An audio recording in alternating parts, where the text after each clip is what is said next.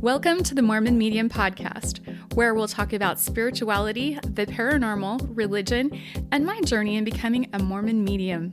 I'm Nanette and Brad. Thanks for listening. Now let's go have some fun. Don't be afraid. Close your eyes. There's a moon overhead, but the sun will rise. Blood on our lips, such a poisonous bite. The sound of our hearts go bump, bump, bump in the night. Welcome to the Mormon Medium Podcast. I'm Nan, and I'm here with my co-host, my hot husband, Brad. And just a little trigger warning for those that are still... You didn't even give me a chance to say anything. Hey. You just walked right over me. I wanted to say hello to everyone. Hello, everyone. Okay, go ahead. Didn't you have a trigger warning you wanted to talk about? The topic today could be triggering and could be upsetting for some people. So if you're still in a high demand religion Or a cult. or a cult, please take this warning to heart and just skip over this episode. But if you'd really like to learn some stuff, just stay tuned.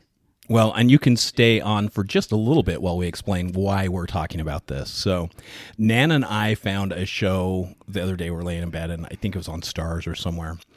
But it detailed the members of the NXIVM cult. And for those of you who don't remember, this was like a self-help group that attracted tons and tons of high-level actors and wealthy folks.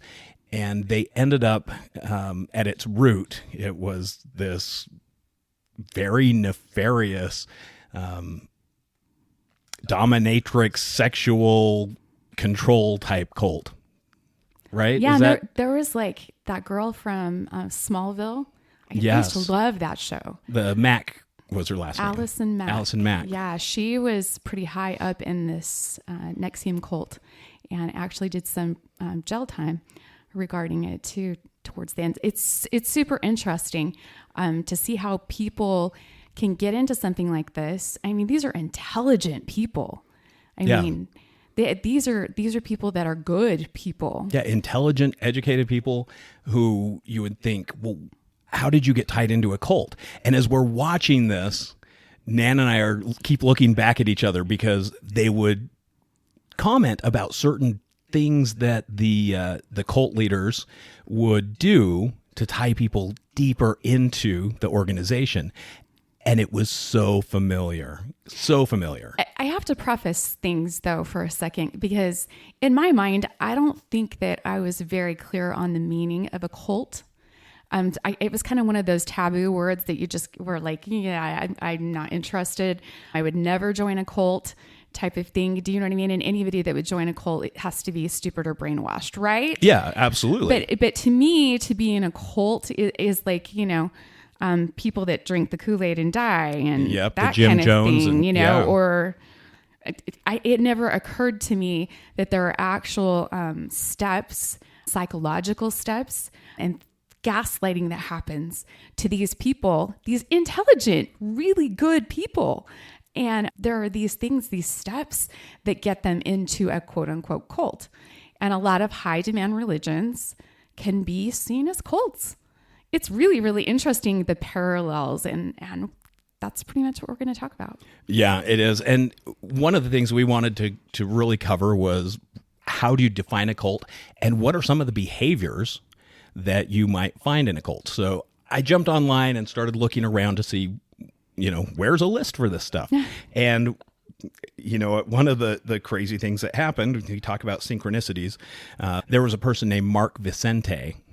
Yeah, he was in the NXIVM cult. Right. And his list popped up. So he has done some work since he's left the cult going, oh my gosh, I've got to help people avoid these and leave them when they can. And I want to educate people. And he was one of the first line ones, right?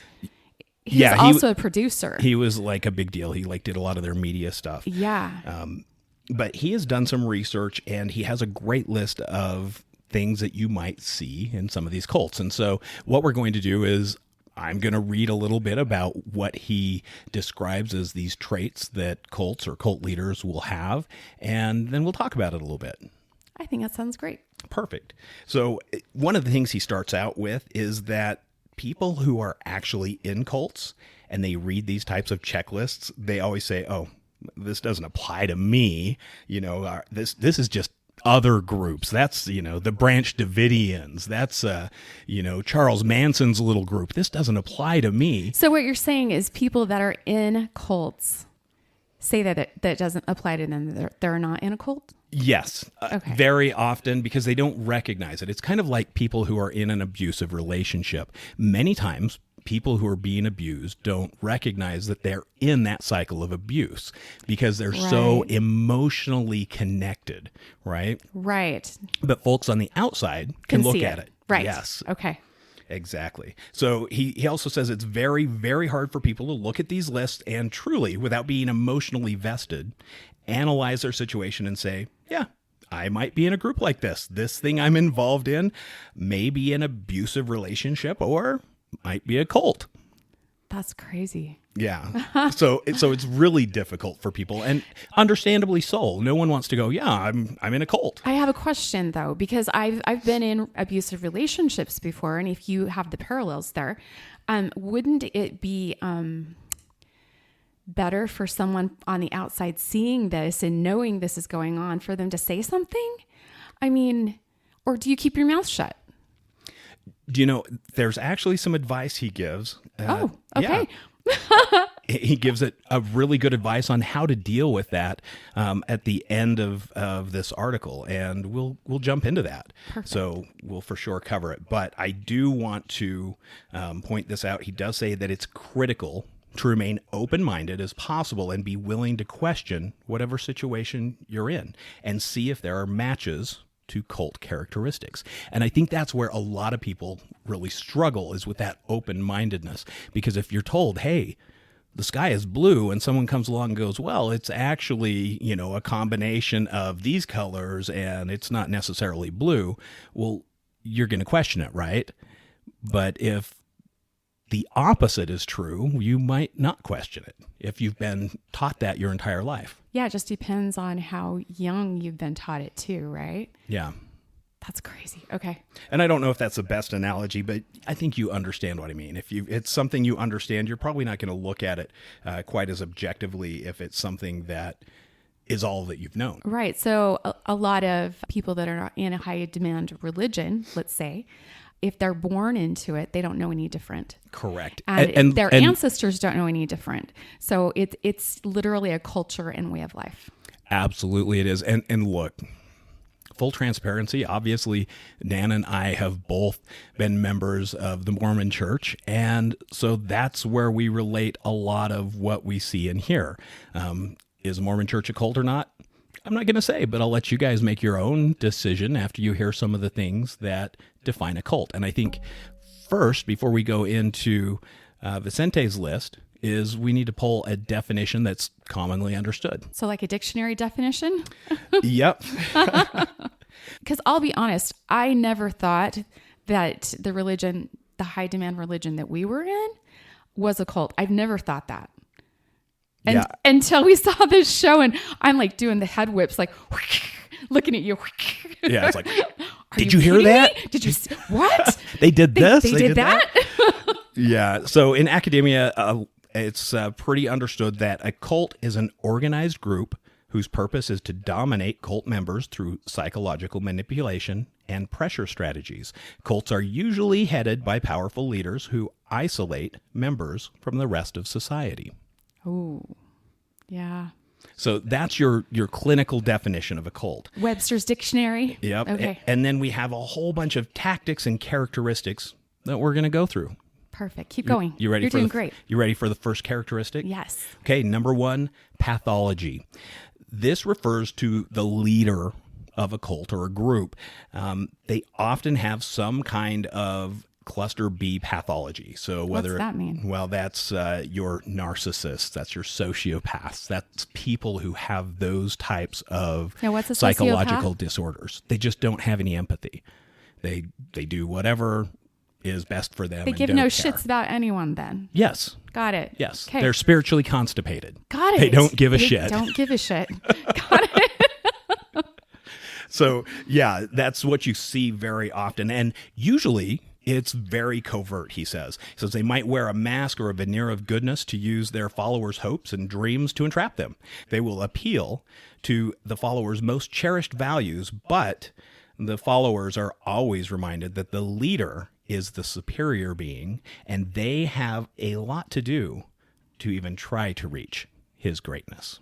Oh my gosh, my jaw's just hitting the ground. Yeah. So that's the first And one. I just feel sick inside. Ugh. Why? Because, Brad, for most of my life, I would have given my life for the church and told you that it was 1,000% true and that the leaders of the church were 1,000% prophets. Like, seriously, I believed it with my whole heart and soul. And I'm just dumbfounded. Well, and you ask yourself, why did I believe some of those things? And we'll talk about it because well, I didn't know better. I was born into it. you were born into it. And when you tried to look, well, they've got structures in place that prevent you from trying to find out the truths. So leaders with these types of pathologies, they're very strategic. They have a public persona and a private persona, right? They're not going to let everybody see that, yes, they're a sociopath. Yes, they're a narcissist. There's something called betrayal blindness, though, that the victim will get angry at the person trying to wake them up rather than the abuser. This is because by truly acknowledging the betrayal and abuse, well, it would be too much for that person's psyche. It's easier to lash out at the person trying to tell them the truth about that leader. So the answer to my question earlier would be not to say anything if someone is in a cult or high demand religion because it would upset their world. Well, it will upset their world. And look, I will just give you Mark's advice right from the beginning. Since you're jumping to that. Well, Since you're going to jump all over, I'll just jump to the end. Sorry. This is how Nan reads, too. She's reading a series that we've both been reading. He's 2 and books she'll ahead. stop. And she'll be like, I'm not reading anymore unless you tell me what happens. That's because they kill the main characters, for God's sake. It's not fun to sit there and read. I'm 4 books in and you kill the main character. Really? It pisses you off. It's like, I'm not reading anymore. I'm just really mad right now. Yeah, so she'll make me tell her, I'm like, does that person live? Yes, they do. Okay, no, I'll keep they reading. don't. Yeah, so she's running the podcast like she does her book reading. I still get answers. So he says, if you suspect someone is in a cult, do yourself a favor. Do not tell them they are in a cult. That word has been poisoned by the leader. At most, you might want to call it a high control group or a high demand group, which you've noticed has become kind of the vernacular when you talk about these things as a high demand religion or a high control group. So you hear those things. In terms of your friends and family who are stuck in a cult, do not fight them. Do not ridicule them. They're in the equivalent of an authoritarian regime, and they have completely bought into the ideology. Do not give them ammunition to believe that you are the enemy by attacking them. Stay interested in their perspective, and above all, be loving and kind.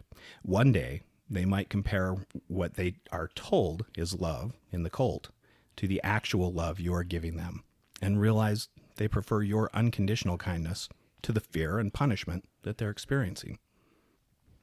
Wow, that's making you cry. Are you okay? I don't know. Tell me about that. Why did that bring those feels like that? I think because having been in a really high demand religion and having gone through the torture and the grief of leaving, I think a lot of the people in the high demand religion think that it's easy to leave. They think that, they got their feelings hurt and they just left. Or, they didn't get their way, or they didn't get the position they wanted, or whatever. And they're just wanted to sin. They wanted to be evil. Yeah, they just want to see their porn, or they just want to drink alcohol, or smoke cigarettes, or drink coffee, or whatever it is. But they think that it's just so simple. And it's a literal torture inside. Yeah. And I have so many clients that go through this grief and this tearing down of actually who they are, and then having to have to restructure themselves again. And my heart just hurts because of the empathy that I have for people that are still in, because those of us that have left would never want to force that on someone, because it's very painful. It's very hard to do. It's not an easy thing. It's not a choice that you make in just a flip of a switch. Well, and I think that's what a lot of people fail to understand. Like you said, they think, oh, that's the easy way out, but they don't realize that when you're in a high demand religion, so much of your identity is tied into that religion. It's who you are. It's what you do. Oh no, we were Mormons. That's who we were first and foremost, you know, and what fell underneath that title was who we were to be, and, you know, all complete with the checklist to the celestial kingdom.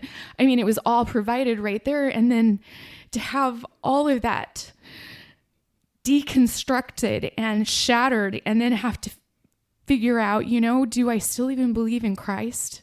Do I still even believe in a heaven, or where I'm going to go after this life, or anything? It's torturous, and it's not an easy decision. And I just...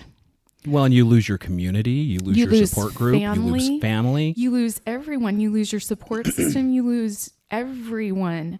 But you also gain you. Yeah. Which I know sounds really small, but once you gain you, it's the biggest thing that you could possibly even do for yourself. I mean, to finally love you, I mean, that's what you're going to take with you on the other side. And I'm sorry, it made me just swell up, because I have a lot of family still in. Yeah. You know what? And I can't do anything but kindness is power. And love is that universal language. And that's all you can do while they're looking at you down their fearful noses, you know? Yeah. Because they don't know any better, and they're gaslit and brainwashed. Like, and I know I shouldn't use the word brainwashed. I'm sure that there's some taboo about that too. But that's how I felt. Yeah. I'm speaking from my experience, you know, and to deconstruct all of that is a painful thing, and shouldn't be taken lightly. And I know that some of the leaders of the Mormon church think that that's an easy thing. You know, we're lazy learners. Well, believe me, that wasn't lazy at all. That's all part of the programming and part of the tactics. The shaming, you know. So we'll talk more about that. You want to hear about the next tactic or characteristic? Hopefully I don't cry more. Jeez, I don't know where that came from. You might. And look, it's okay. Feelings are okay. It's just how you feel. You don't have to apologize for them. Feelings are good regardless of what they are. It's okay. I just did not see that coming. I'm sorry. That's what she said. Oh my God. And he's 14 again. I'm so sorry to diminish your emotion. But that got you sobered up. Now you're not quite so sad. Nope. See? You're good. So let's talk about number 2 on the list, which is it is number 2. Love bombing. What do you think love bombing might be, Nan? Telling someone that they're so wonderful and everything's so wonderful and everything's so great, and if you do this and this and this, that you're going to get this, and like all the things. Essentially, so love bombing is this. So entrance into a group can be euphoric and seemingly transcendent. Participants report a feeling of finally belonging, finding their purpose, finding their tribe or their people. You will feel a sense of love and belonging that you have yearned for your whole life. In a cult, the existing members are on their best behavior and give the newbie an unforgettable experience of community and high vibe excitement. This will probably change, though, once the newbie's been in for a while. Like a couple of Sundays, yeah. Yeah. So I don't know if you've ever seen love bombing. No. You haven't ever seen that? So think about this. In the Mormon religion, there's an inactive family on your block or your street or in your ward. You mean like us and having the missionaries? I have been in the church my whole entire life, okay? And I've had the missionaries now show up twice within a month's time. Twice. And I completely shocked them, I think, when I did answer the door. But Well, and it is. It's kind of like that. Hey, come and join us. We're going to have so much fun. We play basketball on Saturdays, and we have family night on Mondays. Wednesdays is all for the youth, and the young men and young women go together, and you're going to love it here. And oh my gosh, Sister Ride, you are so amazing. You're so talented. Come and sit by us in sacrament meeting. Oh, come and see this. You know, though, we as humans, we want to belong. We want to be a part. We have to have other people in order to exist and to, be happy.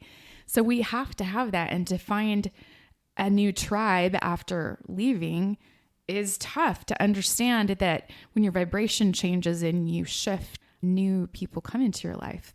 Yeah. But number 2 is love bombing. Just overwhelming people with how amazing everything is and how grateful you are that they're there. Yeah, that's a bunch of bullshit. All right. Are you ready for number 3? I'm ready for number 3. This is a big one, and this is a word that gets thrown around a lot in cults or high-demand religions. Well, that's on there, but down farther. Okay. Obedience. Oh, shit. Yep.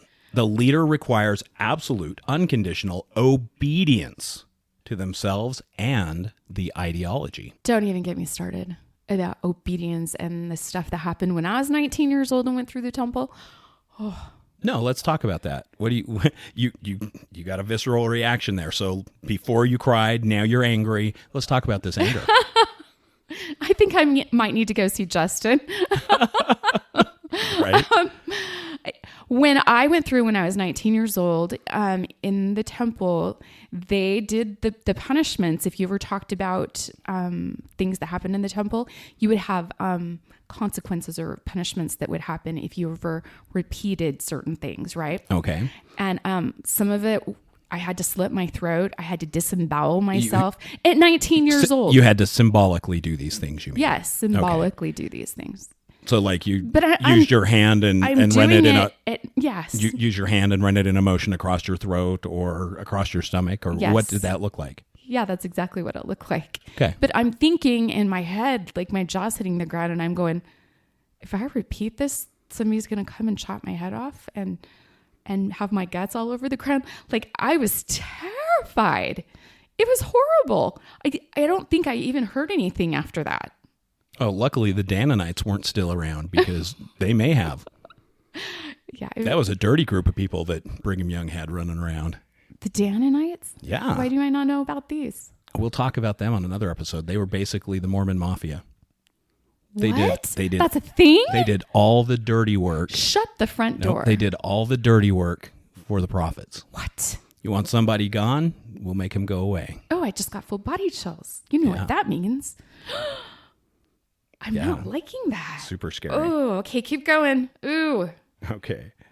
Infantilization.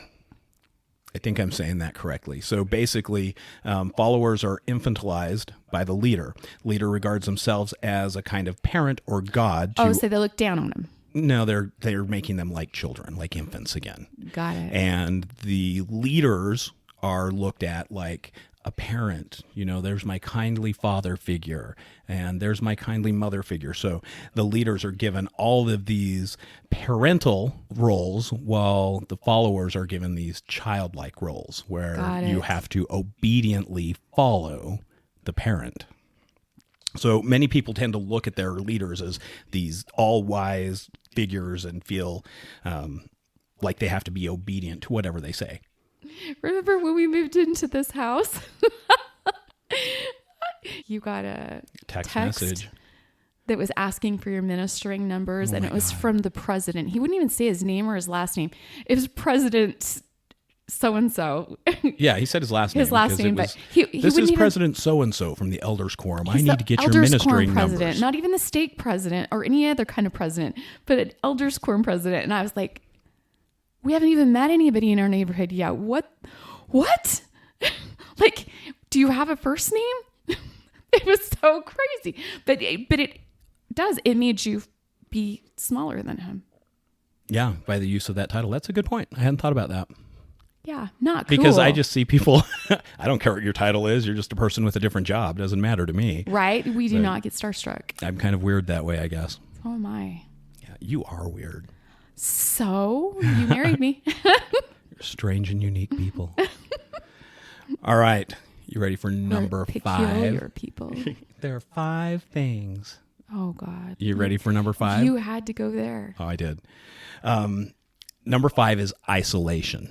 Oh. And he says the cult system is designed to break down the participants so that they lose touch with friends, family, and their own knowledge and intuition. I don't like that at all. No, but it's what happens. It is what happens. If you think about, so Jonestown, right? They took them to another country and completely isolated them from everyone who wasn't there. And you see some of those symbolic isolations happen within Mormonism, right? So think of this. It's Sunday. They're doing announcements and they say, oh, this Tuesday we're going to do Ward Temple Night. Anyone who is able to go can meet here at the church. Well, if you're not able to go, you become isolated from that group, right? You want to be part of that group. Right. Now, further, we look at that and go, all right, so if you have, let's say, a mixed faith family and part of that family can go to the temple and the other part can't, well, now you're isolating the part that can from the rest of their family. So there are some... Hey, but families are forever. There's some isolations that do occur there. Yeah, definitely. And he says that this isolation is achieved by convincing the follower that their former friends and family do not have their best interest at heart and are, in fact, holding them back. You know, Sister Ride, you are such a select sister of the Lord, but your husband is holding you back because you're not able to be married in the temple. And as we all know, the prophet has said that only those married in the temple can achieve celestial glory. He actually said that. He did. Yeah. But you can see how easy it is for that separation to take place. Right. And that isolation happens because they go, oh my gosh, well, I don't want to jeopardize my eternal salvation. I don't want to jeopardize my eternal family. And so that isolation is easy to create. So it's a fear tactic. Oh, 100%. So sad. Number 6, cults and high demand religions usually have some sort of a mission. So not like a mission statement. Not like a missionary, but a mission. What are they doing? So early on, the follower is shown that this movement or group is much bigger than each of them individually. There is a very, very important mission that requires absolute devotion and commitment.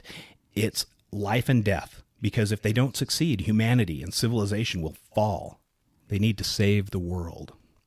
So they make it this big mission, and only they can achieve it or help someone, because they're the only ones who have that specific knowledge or ability to convince everyone or make those changes or share their particular spirituality. Well, and people want to belong and they want to be important. So to belong to an important group, doing something that's going to be earth-changing, of course you'd want to belong, right? Absolutely. Well, and look, it's like, hey, we have to prepare the world for the second coming.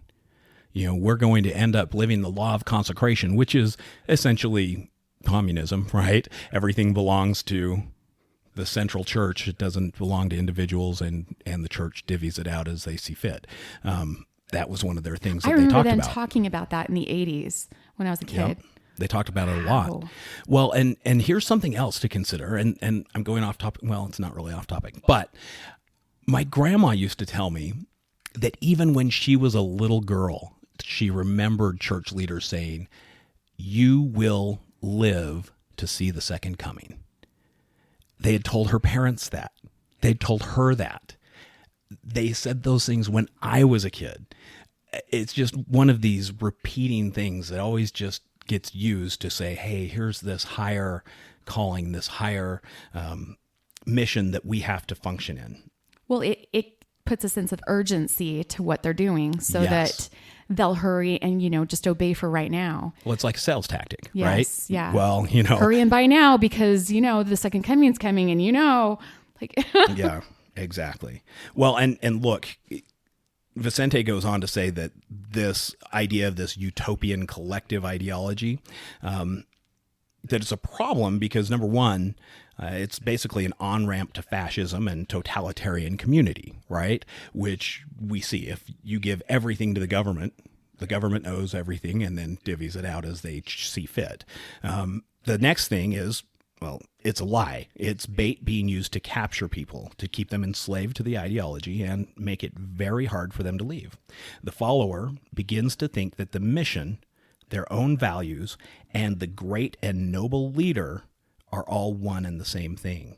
To give up the group and the mission is to give up one's most cherished values. And that's why people hang on to it so much. Yep. Which is because it's why, who they are. Yeah. And that's why you had such an emotional reaction. Yeah. Because you've been there. I've so been there. And you understand. Yep. Number 7. Doctrine over person. So he credits this term to the work of Robert J. Lifton. And it says, in a cult, the mission or ideology is seen as more important than the individual person. So the doctrine is more important than the person. The mission could be saving a species, saving the earth, saving sinners' souls, or saving the world from some other dark force. Essentially, the battle is so large and so important that you are literally just a small cog and must sacrifice everything.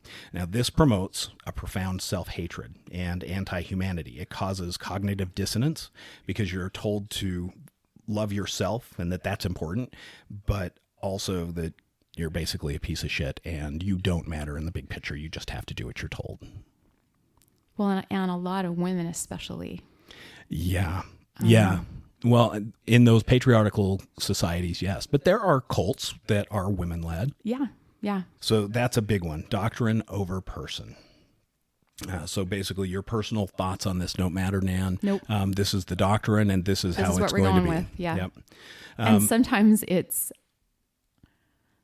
interpreted by the culture, not by the doctrine.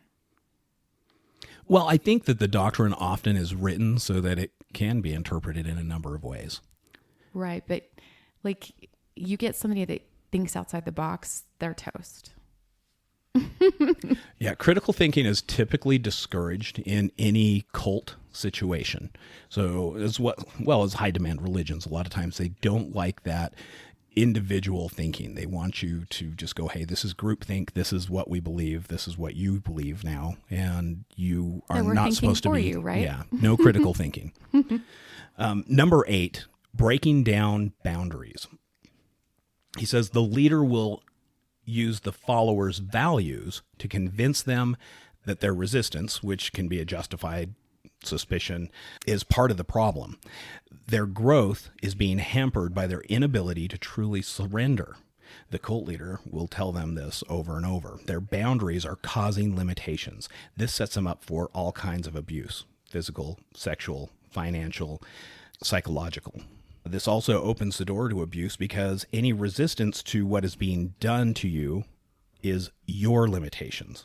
It's extremely convenient for a leader who wants to walk over your boundaries and do whatever they want to do. Pretty soon, the follower feels that any resistance they have to anything being asked of them is part of their problem. They become complicit in shattering their own boundaries and healthy sense of self. So, Nan, if you don't have the time to go and clean the church, well, Nan, this is your problem, and you're being disobedient because you aren't going to clean the church. You need to figure out why you're having this problem. Do you need better time management skills? Do you need to have more devotion to the cause? Do you need to be better in every way, but you're not? So you've got to figure out why you're not better. That's just such a kick, to somebody's self-esteem, and such a shame. And boundaries are so important just to survive. You never talk about boundaries, really? You think those are important?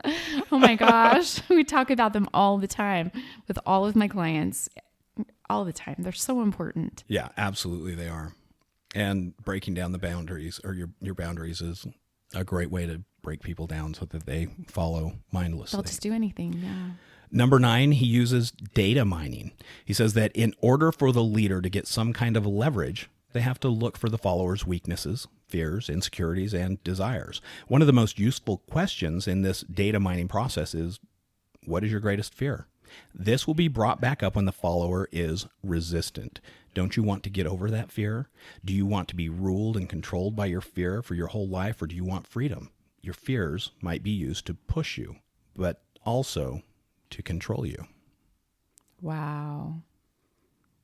Wow. Can you think of any times where you've heard things like that? Like many times. Well, even like the initial missionary discussions, you know, Right. they start talking about you can live with your family forever. Because most people, you know, what's your greatest fear? Well, something happening to my family. Right. That I'll be without my family. Yep. And that's an easy one to pray on and go, well, your family can be with you forever if you do these things. Just sidebar, they are with you. Regardless of what you believe on this earth, they're with you. And that brings us up to number 10, special knowledge.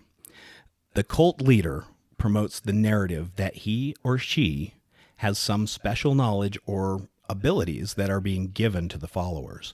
The leader often has an elitist or messianic worldview and tells the followers that they are special or chosen. The leader convinces their followers that he or she has the knowledge to truly understand reality, and no one else does. The followers have the capacity to get it as well if they listen and obey and are part of this group. Oh my gosh. Seriously? Yep. Tell me about that reaction. Well, like literally, you're told that you can receive your own revelation, right? For yourself, you can't for the church, but you can for yourself. But then when you do, you're wrong to listen, right? It's just so hypocritical. It's wrong if it's contrary to doctrine, because doctrine over self, remember? Exactly. Yeah. But what if Spirit wants to teach you something different that is completely contrary to doctrine? Then it's wrong. Yeah. But that's one of the tactics and characteristics of a cult. But who calls the leader on the line when they're wrong? The leader's not wrong. And if they are wrong, Nobody says anything because they're afraid to. yeah. And they're not wrong because they are the ones who are amazing. Like in the NXIVM thing, they brought it in like, oh, this Keith, the leader of the cult, he's so charismatic, he's so brilliant, he has all these doctorate degrees, and he's a concert musician, and he's so passionate, and he's so intelligent and connected to spirit. They brought in all these things and made him godlike, right? They're like, oh my gosh, this guy, he's basically the Messiah. And people didn't get the opportunity to meet him face to face, right? Unless you advanced up in the ranks. They saw him, you know, on these TV programs or commercials or whatever they had, or, you know, sometimes on a video conference. But, you know, to meet him was super special because, you know, he's the guy. He had the special knowledge. Yeah, and he had greasy energy too. He was did. Gross. But that's how they build him up. And so why would you question what that person has to say? That person is so amazing. And who am I to question that person? I'm just Brad. That's just assuming a lot. That's assuming that the person that is leading the group is in tune and can do all the things that they say he can do, when you should be just getting in touch with your own spirituality, your own intuition, and listen to your own gut and listen to that. And if it doesn't gel with the person leading it, the person leading it is probably the one that's a little off. Yeah. Yeah, I agree. There's got to be some personal accountability there. Right. But when the high demand of religion makes it so you don't have to be personally accountable because you have the check boxes. So we'll just make it, all fun and games and just, easy for you. Right. When in the shadows, you can do all the dark things and nobody knows about them because you're doing the check boxes and we're all happy and great over here. But it makes me sick. Yeah. It makes me ill. Well, and he goes on to finish that section by saying that followers are often told things like they are gods, or in some cults they're told that they're one of the few chosen who will survive the coming cataclysm or the end of the earth. This specialness bonds those followers to their leader, who is the giver of that information. But it also creates a division between the cult members and the rest of society. Right. So we're in the society, but not of the society. Right? Right, Like 'cause we they're might have to better. live here, but we're better than all of these people, and we actually Exactly. know the truth, and we're going to be saved in the end. And Nan, Sorry, you're not. sorry you're not, but I'll be cordial and I'll smile. And be fake. Hi, Nan. Hi, Sister Nan. So that is the first 10 characteristics or traits of cults. Yeah, I think we belonged in a cult. Or we were in a cult. We didn't belong. We all belong in a cult, Sister Nan. We were born into a cult, Brad. Do you know, I don't like the idea of being a member of a cult. No.